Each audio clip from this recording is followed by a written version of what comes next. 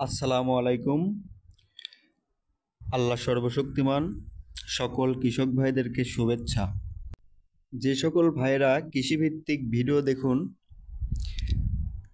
তাদেরকে সবাইকে শুভেচ্ছা। এই বর্ষাকালীন সময়ে আমাদের খাল বিল নদ নদীগুলি সব কিছুই পানিতে টইটুম্বুর। তো আমরা আমাদের বাড়ির আশেপাশে যে জমিগুলা পড়ে আছে সেই জমিগুলোকে চলুন আমরা কিছুটা উর্বর করার চেষ্টা করি জৈব সারের মাধ্যমে কিংবা গোবর সারের মাধ্যমে। তারপরে চলুন সেই জমিটাকে আমরা ফেলে না রেখে আমরা কিছু সবজি ফলানোর চেষ্টা করি। তো দর্শক, যে সকল ভাইয়েরা আমার ভিডিওতে আছেন সবাই একটু বসে পড়ুন। আমার কিছু কথা আছে, আমার কিছু কৃষিভিত্তিক ভিডিওর মাধ্যমবর্তী কিছু আলোচনা আছে। তো আপনারা যারা ভিডিওতে আপনারা দেখছেন তারা সবাই লাইক করুন, কমেন্ট করুন, শেয়ার করুন, সাবস্ক্রাইব করুন এবং কি একটু ভিডিওটা না টেনে দেখে যান। এই বর্ষার মৌসুমে আমরা কিন্তু সুন্দর সবজি ফলাতে পারি। যেরকম আজকে এই ভিডিওটা আপনাদের কাছে নিয়ে আসছি একটা চাল কুমড়ার ভিডিও। এই বর্ষার মৌসুমে কিভাবে আমরা চাল কুমড়া চাষ করতে পারি সেটা আজকে আপনাদেরকে আমি দেখাবো।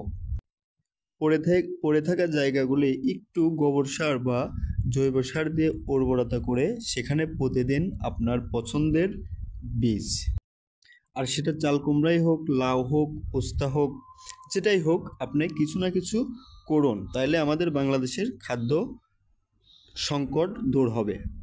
আর ভিডিওর টিপস হিসেবে বলতে পারি, আমাদের গাছে এই বর্ষাকালীন রোগ ব্যাধি আসতে পারে। যেরকম আপনারা এই ফুলটা দেখতে পাচ্ছেন, এই ফুলে রোগ ধরেছে। তো আপনারা দেখে দেখে এই ফুলগুলি আপনারা ভেঙে দিবেন, তাইলে গাছ সুস্থ থাকবে। এবং আমরা সবাই মিলে যদি একটু চেষ্টা করি তাহলে কিন্তু আমরা সুন্দর সবজি ফলাতে পারি।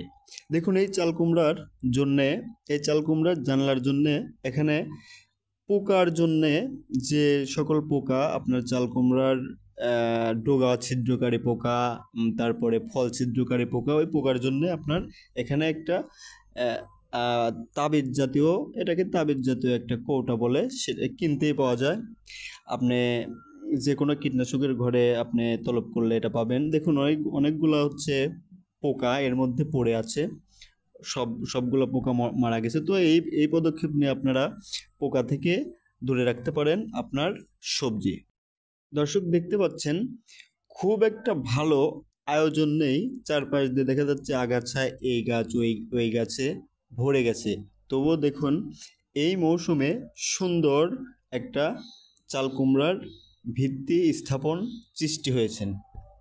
আপনারা দেখুন এই সময় সকল ভাবমূর্তিতেই যে মাটিতে কোনো রকমের শক্তি নেই সে মাটিও এই বর্ষার মৌসুমে ভারী বৃষ্টিপাতে উর্বরতা বৃদ্ধি পেয়ে থাকে।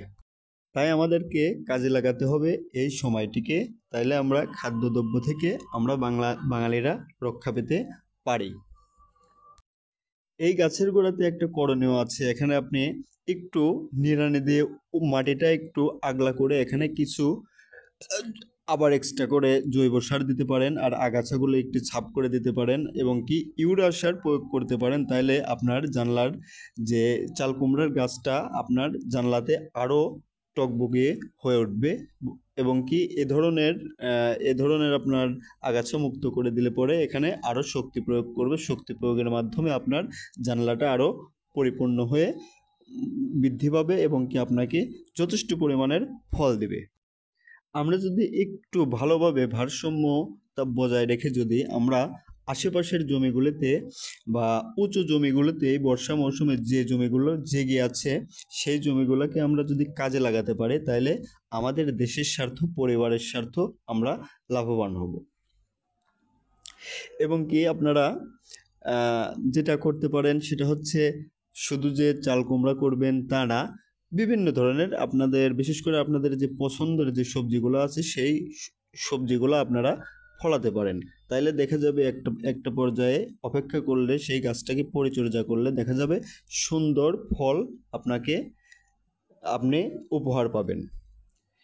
দেখতে পাচ্ছেন এখানে খুব একটা পরিশ্রম করতে হয় না, কিছু হয় নাই, এত সুন্দর একটা স্পষ্ট রোগমুক্ত একটা ফল আপনারা দেখতে পাচ্ছেন। তো দর্শক, আমাদের ভিডিও ভালো লাগলে চ্যানেলটিকে সাবস্ক্রাইব করবেন, লাইক করবেন, শেয়ার করবেন, কমেন্ট করবেন। ধন্যবাদ সবাইকে, ভালো থাকুন, সুস্থ থাকুন।